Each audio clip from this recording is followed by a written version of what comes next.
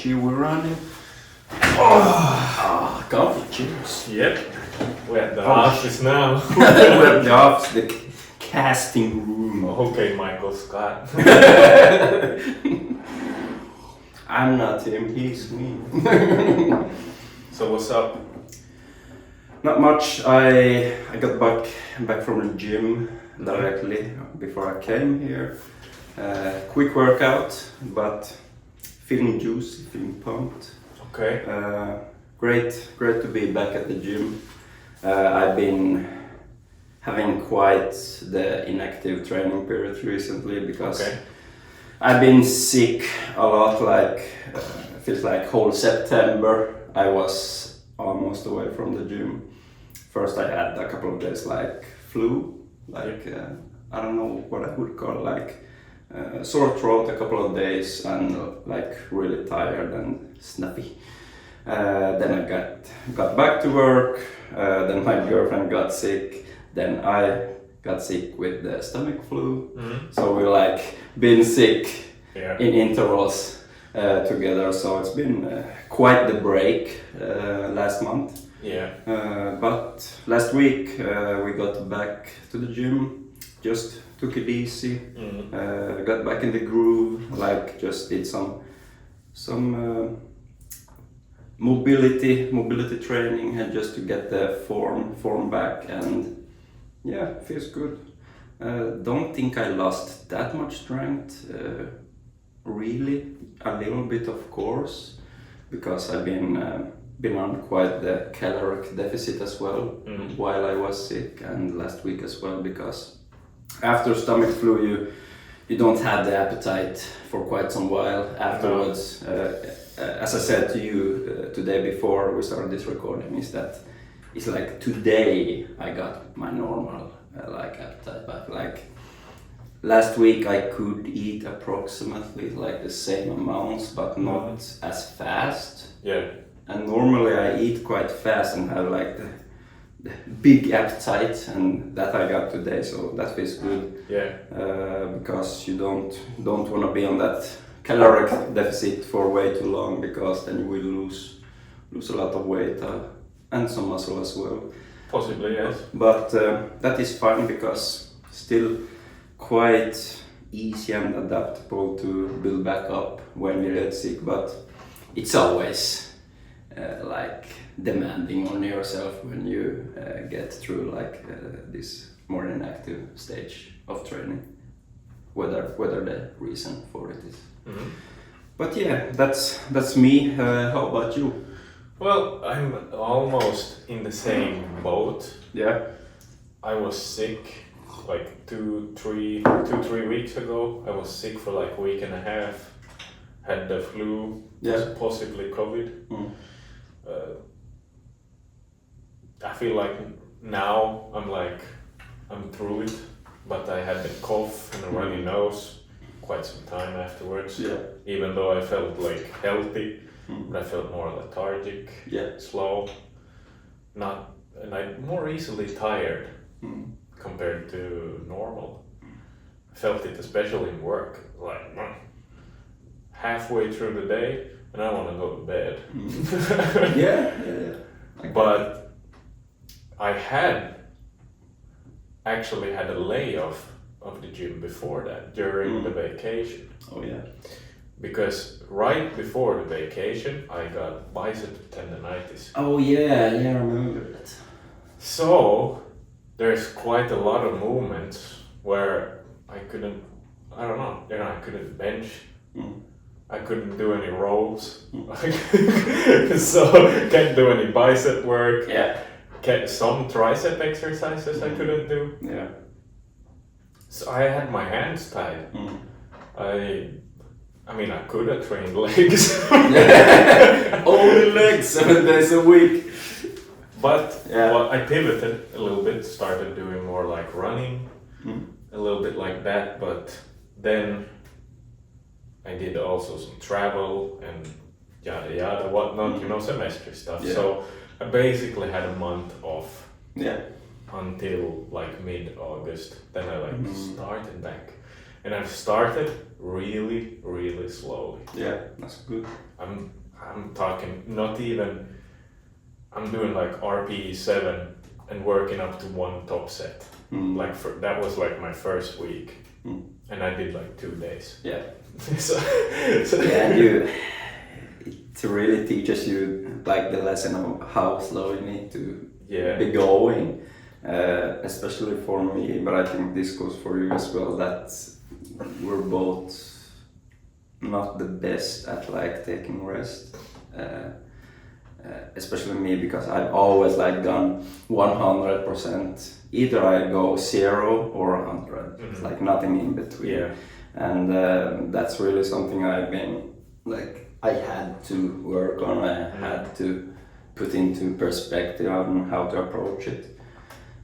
Because I think also that has been the issue for quite some while, if I've gotten sick. Past times as well, because I put my body in too much stress, not just like mental stress, but physical stress as well.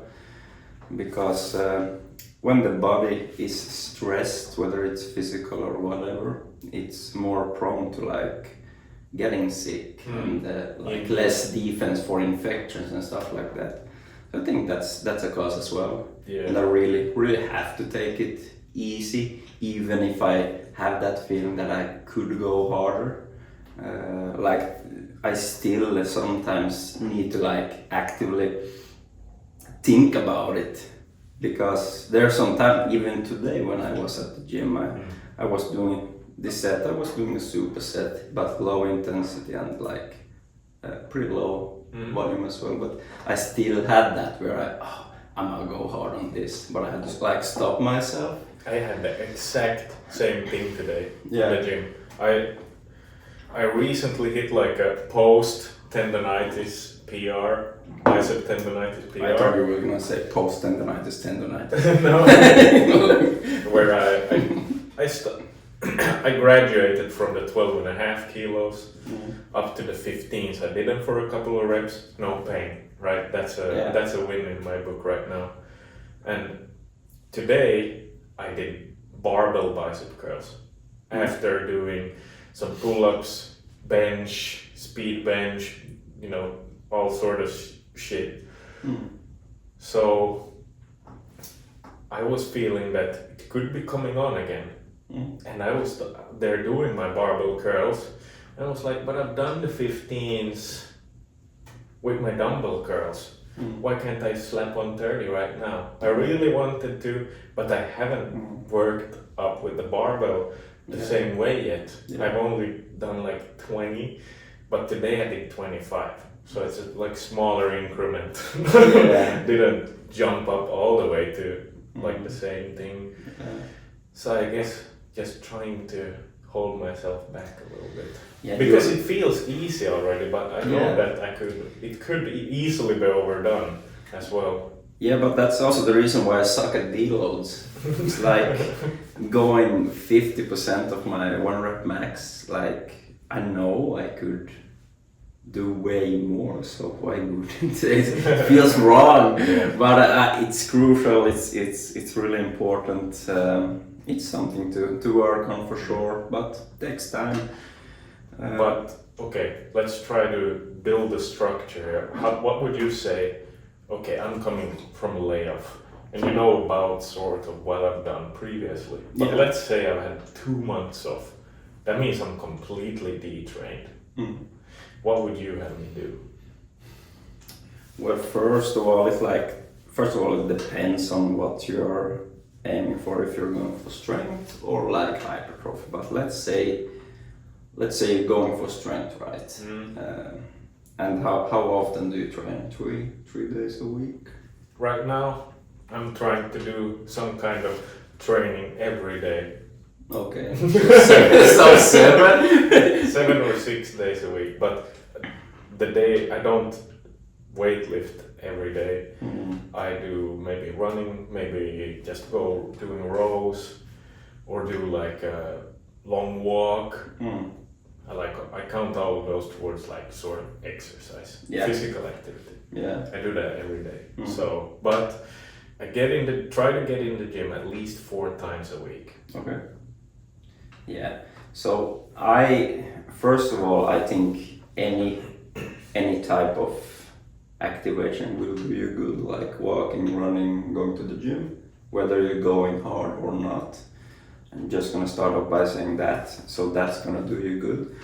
But I would start off like actually going. You could go the same like volume, but going really low on the intensity, aka the weights. Okay. Because then I think you still would get that like stimulus and getting the muscles used to the maybe repetition, the sets again, while doing the same thing, like the same volume, but maybe going less on the intensity, like way lighter weights in the beginning, because you don't want to rush into things if you've been on a like longer break. Yes. And then like softly ramp it up week by week. And I don't think you necessarily would need to like stress I have to go like 4 times the first weeks, but if you feel you can, you can. Right. Yeah.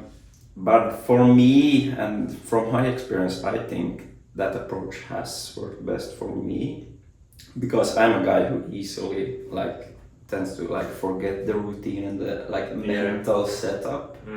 Even like just a week of benching, I can like easily like forget not how to do the setup with the form and the technical stuff. But I'm having difficulties finding the feel of like retracting the scale and find the like what I need. So that I would do, and focus maybe some more on mobility if that's something you've been having issues with. But I don't think that has been quite the issue for you. I don't know. No. So then that won't be necessary for you specifically. So maybe that's the thing, like keep the same volume and lower the intensity, I would say. I like that approach, especially if you're going for more of a strength-oriented training or more of a power-oriented training, because then if you keep like your set volume, then you're going to still get a lot of skill acquisition. And you can do that, or you can also look at the frequency, because we all adapt differently, I think, as well. So that's the thing as well. I think frequency is almost as crucial as volume, especially for strength. Like if you really want to build a big number on an exercise, you need to do it often. Or you don't need to, but I think it's very important. Yes. It's a very big part of it. So let's say you maybe don't have the high volume and you maybe have the higher intensity, then you can go higher on the frequency as well. But you can't have like high on every aspect, like high frequency, high volume, high intensity. Maxing every variable. So it's like comparing it when you build like a video game character, you know. You have to like even it out to get that what you really want. Like you can't put every point on like stamina or strength or whatnot. You need to like balance it out for what you need. And for strength, I think, well, of course, intensity, like the heavy weights will be the most important part. But in order to like develop, let's say as a powerlifter, or develop that strength, that like heavy weight, you need to do it often. But then you can't do it with like high volume. No. Because then you have high frequency, semi-high intensity, so then you need to have the lower like volume. Yeah, I like that is the case when you're coming back, you're really gonna have to restrict different variables. I would, if I'd had a person come back, I'd lower both volume and intensity. So I'd decrease both the sets and the intensity. but keep all of the exercises in, keep all of the like same training days, and slowly but surely work up in the intensity on the sets you have. Yeah. And when it feels good, you add another set. And you could use that as like a backup set, or you could have it as a second working set, but have a lower RPE. That means that you'd, instead of having just double progression, you'd have like a dynamic double progression. So you're not only progressing with the exercise, with reps and weight. Yeah.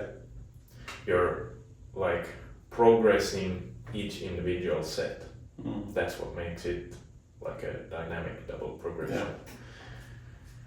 So I suppose that's more what an advanced trainer would do. Yeah. If you're relatively new, you could just get in there. Yeah. Yeah, and that's a big factor as well. Like, depends on if you're a rookie or intermediate lifter or even advanced/elite. Yeah. It's very big jumps on what you need, like both in what you need in general when you're lifting, but what you need when you're coming back from a break. As you said, if you're a beginner lifter, you don't need that much. No. You just need to get back there, get that stimulus. But that I can argue that if you're a beginner, you might need more. Think about it.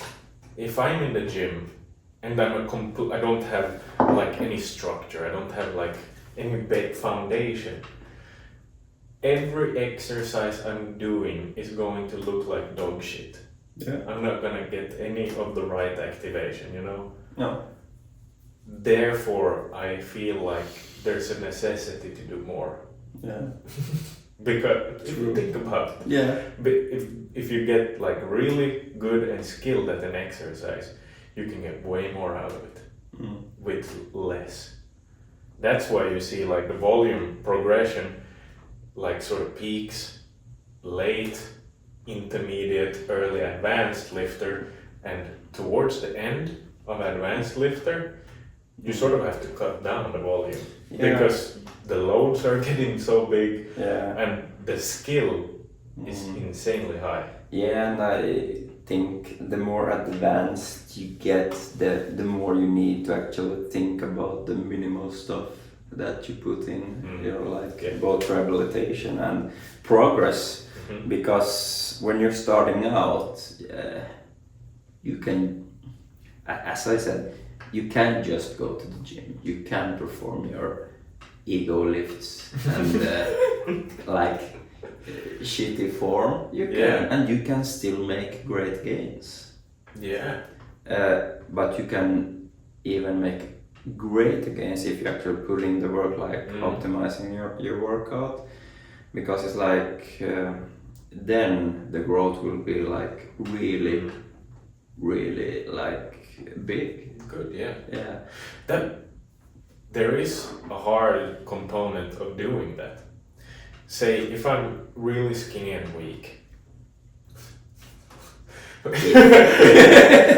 No, but imagine I'm skinny and weak and I'm doing an exercise. Yeah. And I have to lower the weight to the point where I can do it good. Like execute it like flawlessly. Yeah. Then I'm probably gonna be up in the amount of reps in like the 50s, 60s, 70s. If I then just increase the weight a little, those 50 reps might drop to like 12 and my form goes out the window.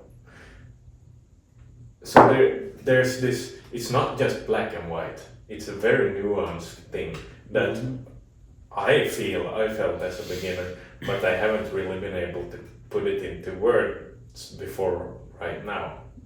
Because you have to like sort of build some kind of foundation with doing just shit. I agree with that, because there's some like areas and things that I'm starting to work on now, like 10 years after I started lifting. that I easily could have done like 10 years ago. But I didn't. Because I was busy, I don't know, fucking around in the gym and like just having fun. But I think even if that may sound like silly, I think that's important for some people to have that period where they just having fun and doesn't think as much about optimization and things like that. For me it was. I don't think I would have been as like interested and obsessed with the gym if I haven't like found you guys or someone else to just go to the gym with the bros and just lift instead of having that I need to do this optimally. That's good when you get more advanced. But I don't think that's something you should chase all the time, because that gets like... you don't need it in the beginning, you just need to go to the gym. Exactly. But I think relatively early, it should sort of start getting incorporated. Like after you pass the novice stage and into becoming a little bit intermediate, then you should already start thinking about what you're doing. Yeah. I think it's if you go there immediately, like chasing that high number and that perfect way of approaching something from the start. I mean, great if you can do that, but I think for a lot of people that's a gateway to failing too soon, because a lot of people need that motivation to get started. And some people are just freaks. Exactly, and some people don't seem to actually be able. And I'm gonna say this because I don't know how much you work with this, but when I work in the psychiatric care as an occupational therapist, I work with like finding the motivation for the student or for the adolescent that's maybe are quite independent or just lazy or can't find that willpower or motivation to be more active and things like that. Then I can't like recommend to put that high goal and do this if it's unrealistic for that person. Like let's say if they're having difficulties maintaining a good hygiene, maybe just brushing their teeth one time in a whole week, that's quite common, and then I can't like recommend you should do it every day. Then I maybe recommend try to up it to 2 times per week.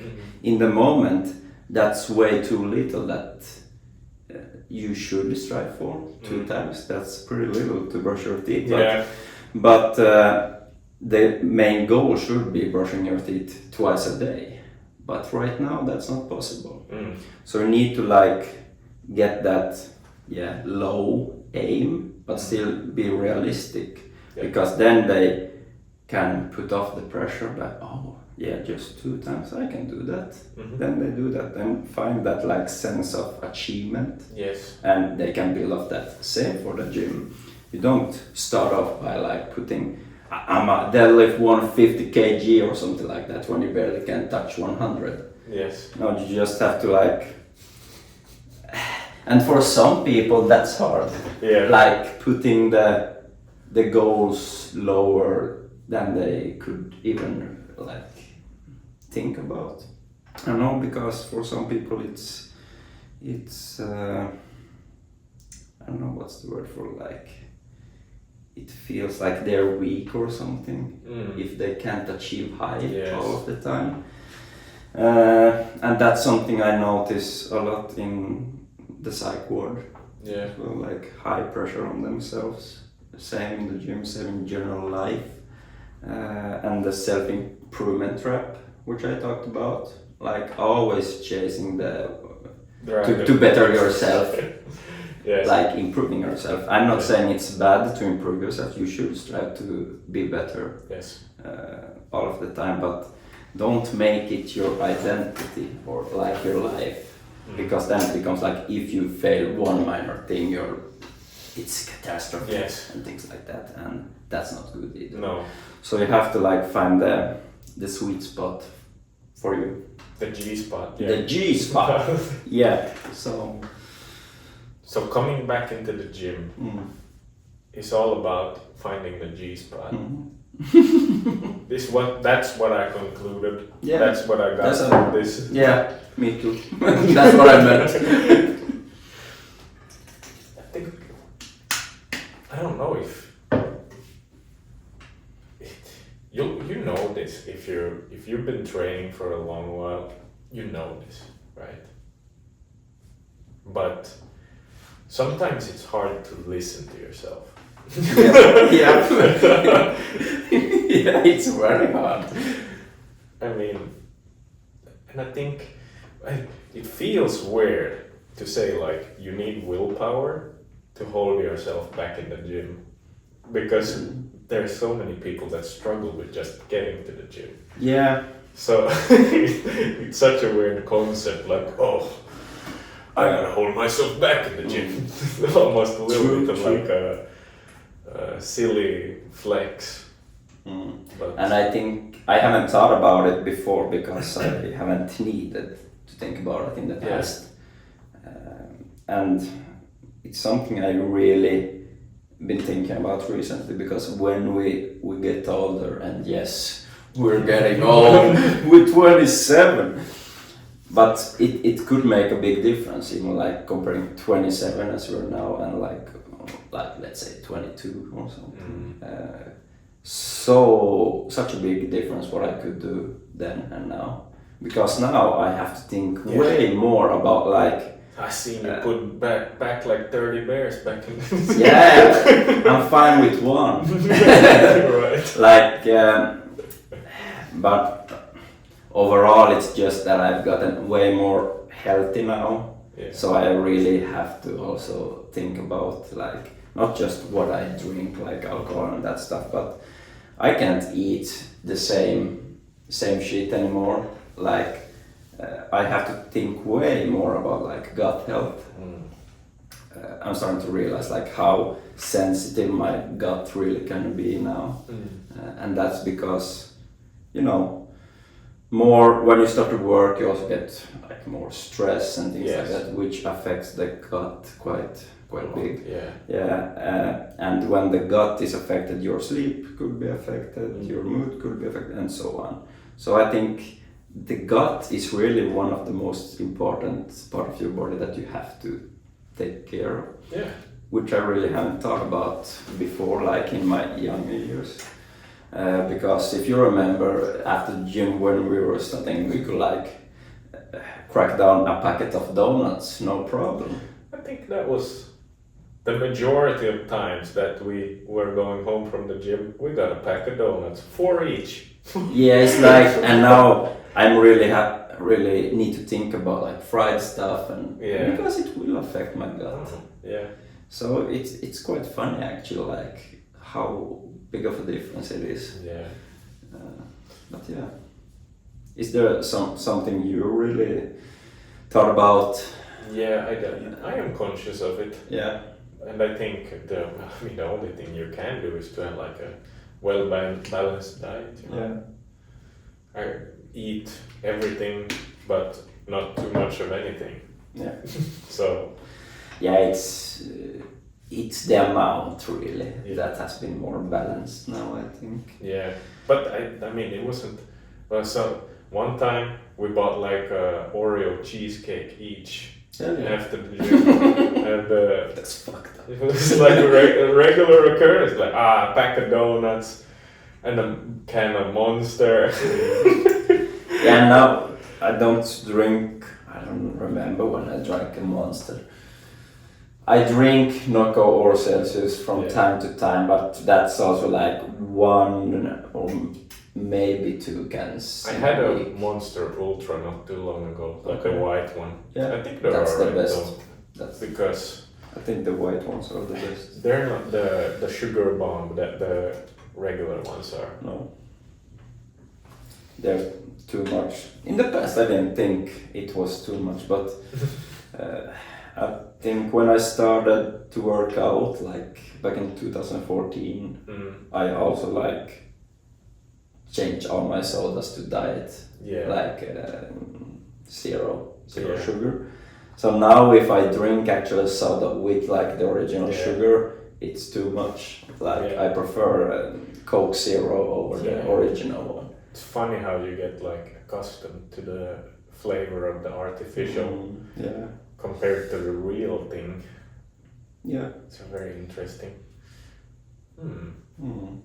You know what? I think we're gonna start wrapping this up. Yeah. We've gotten pretty nitty gritty, deep, Mm. down, and dirty Yeah. with the coming back into training. We've discussed different variables that you can manipulate. Yeah. Obviously, experimentation is your best friend sexually, and and I don't think I have anything more to add. No, I totally agree. Just explore what works for you, and don't be stuck like to the status quo. Is it? Yeah. That's something I will be talking about next episode probably. Yeah. But just don't be afraid to try the like uncommon things. Like, don't be stuck to the 3 sets, 8 reps. You know. Yeah. Try 10 if you want, or 1 set. Yeah. Just find your thing. Yeah. Yeah. All right. All right. Signing Yeah, off. signing off, I guess. Yeah. Yeah. Bye bye. Pretty good.